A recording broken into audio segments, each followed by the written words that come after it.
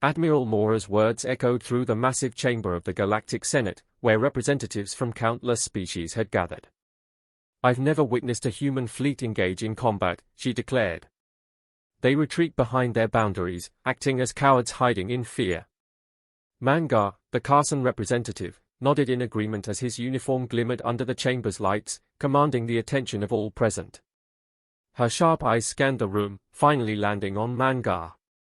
"The Turn have refused our calls to join the fight against the Bambar Confederate for too long," Mora continued, her voice cold and resolute. "They sit on the edge of the galaxy, safe in their isolation, while the rest of us bleed. This cannot continue. We must issue an ultimatum: join us or face the consequences." A murmur ran through the Senate. The humans had always been an enigma, isolated in their worlds, with seemingly primitive technology. Yet they had managed to fend off invasions time and again, retreating to their fortified systems, never seeking expansion, never engaging in the broader galactic conflicts. Mangar, his insectoid mandibles clicking as he spoke, added, "They are weak, Admiral. Their reluctance to fight only proves this. They fear the Bambar, as they should. We must make them understand that neutrality is no longer an option." Mora nodded, her decision made. "Then it's settled. We issue the ultimatum. They either join our war effort, or they will be treated as enemies of the Galactic Alliance." The chamber fell silent as the vote was cast. Moments later, the result flashed across the display, unanimous in favor. The message would be sent to Terra, the human homeworld, with a clear demand: fight alongside the Alliance or face destruction. Mora turned to her second-in-command, a stern-faced officer named Golan. "Prepare the fleets. If the Terrans refuse, we need to be ready to strike immediately." Golan saluted and exited the chamber, leaving Mora to contemplate the implications of their decision. She had never considered the humans a serious threat. They were an unknown factor, yes, but their reluctance to engage in galactic warfare had always been seen as a sign of weakness. Yet there was a nagging doubt in the back of her mind, a sense that perhaps, just perhaps, they had underestimated the Terrans. But the die was cast. The ultimatum would reach Terra within hours, and the humans would have no choice but to reveal their true nature. Mora pushed aside her doubts. They were merely a primitive species clinging to the edges of the galaxy. They would fall in line, or they would be crushed like all who opposed the might of the Galactic Alliance. As the chamber emptied, Mora remained behind, staring at the holographic map of the galaxy. Terra was a small dot on the periphery, insignificant compared to the vast empires surrounding it. Yet that small dot had remained independent and untouched for centuries. "Not for long," she muttered to herself. "Not for long." The response came sooner than expected. Within hours of the ultimatum being transmitted, a message from Terra arrived. Mora stood in the war room, surrounded by holographic displays and senior officers. The tension in the room was palpable. Despite their dismissive attitude, the rapidity of the reply had caught them off guard. "Patch it through," Mora ordered. The screen flickered to life, revealing the face of a human, Admiral James. His expression was calm, almost disconcertingly so. There was no trace of fear or desperation in his eyes, only a cold, calculating stare that unnerved everyone in the room. "Admiral Mora, I am Admiral James of the Terran Defense Force," he began, his voice steady. "We have received your ultimatum. After careful consideration, we have decided to accept your terms. Terrans will join the Galactic Alliance in the war against the Bambar Confederate." Mora's eyes narrowed. This was not the response she had anticipated. Humans were supposed to resist, to protest, to plead for more time. Instead, they had capitulated with an almost eerie swiftness. And James continued, "We offer to lead the initial assault on the Bambar stronghold. Our fleet is prepared to deploy immediately." Gasps rippled through the room. Mora remained silent, her mind racing. This was not how things were supposed to unfold. The humans were supposed to cower, not volunteer to take the lead in battle. Something was off, and it sent a shiver down her spine. "You wish to lead the assault," she managed to say, keeping her voice steady. "Indeed," James replied. "The Terran fleet has been prepared for this moment. We have assessed the Bambar threat and believe that a decisive strike will cripple their war effort. We are ready to launch within the hour. Mora exchanged glances with her officers. The confidence in James's tone was unsettling. The humans had always been viewed as isolationists, reluctant to engage in galactic affairs.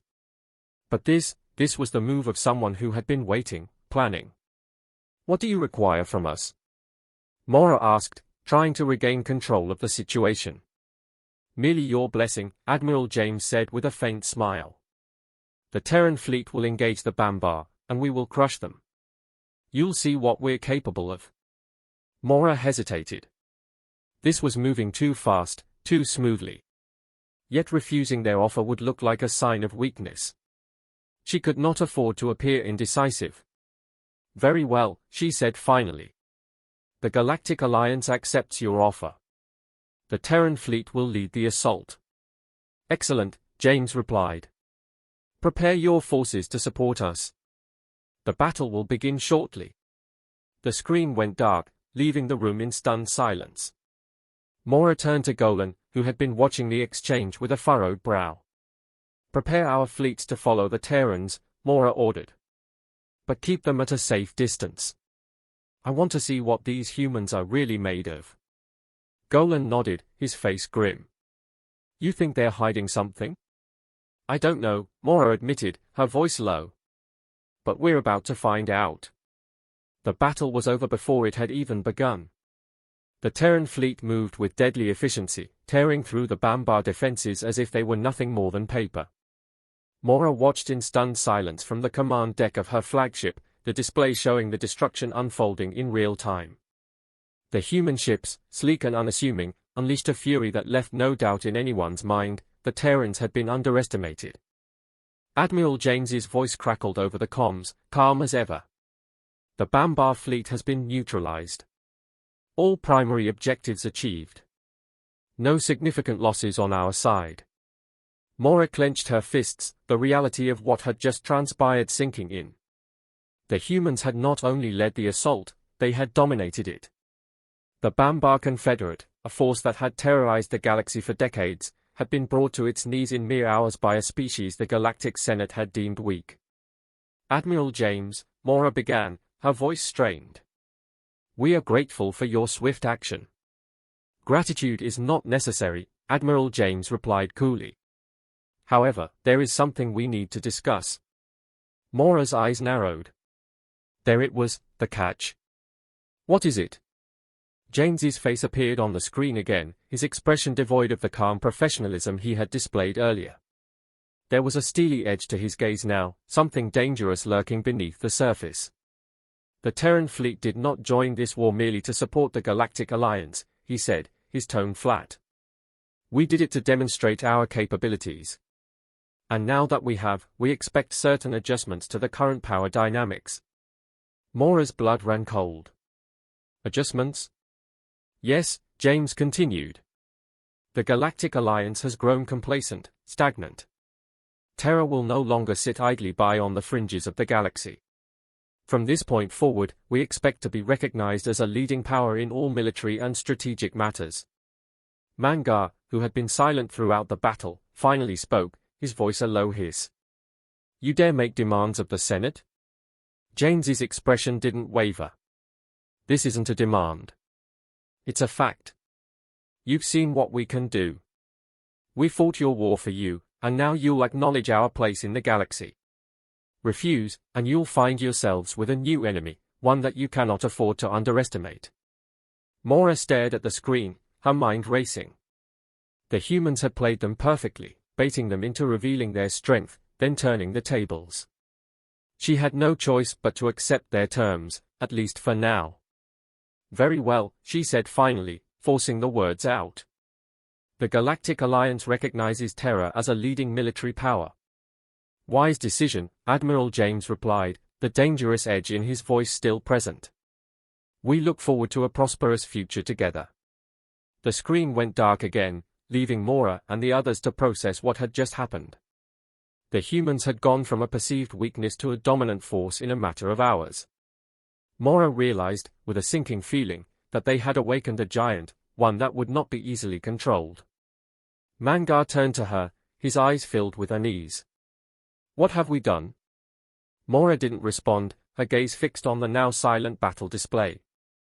The galaxy had just shifted, and she knew deep down that the humans were no longer just another species, they were a threat, a force that would reshape the future of the Galactic Alliance in ways she could not yet comprehend.